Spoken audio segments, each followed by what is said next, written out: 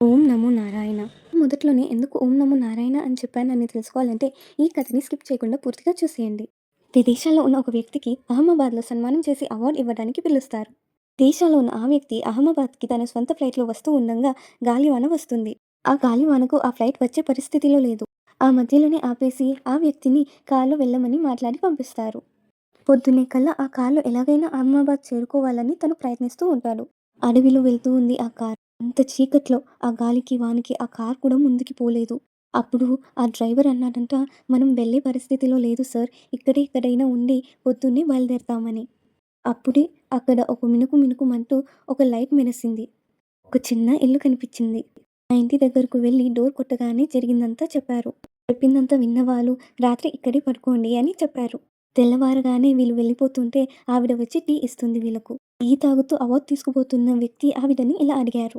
రాత్రంతా గమనించానమ్మా నేను. మీరు ఏదో తెల్లవార్లు పలుకుతూనే ఉన్నారు. అది ఏంటమ్మా అని అడిగారు. అప్పుడు ఆవిడ ఆ మూలని కూర్చున్న తన 10 ఏళ్ల కొడుకుని చూపించి, తను నా కొడుకయ్యా, తన తలలో గడ్డ ఉంది.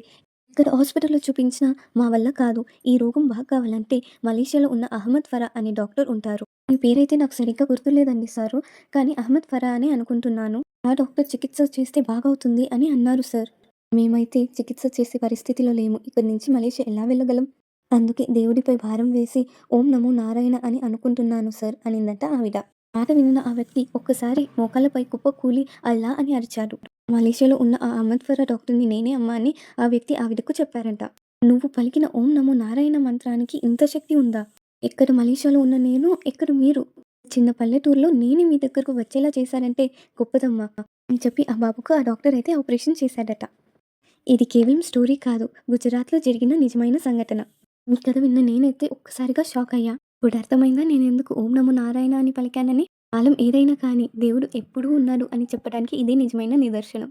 ఇలాంటి మరిన్ని కథల కోసం కామెంట్ చేయడం మర్చిపోకండి. లైక్ అండ్ షేర్ చేయండి. సబ్స్క్రైబ్ చేయడం మర్చిపోకండోయ్. బాయ్.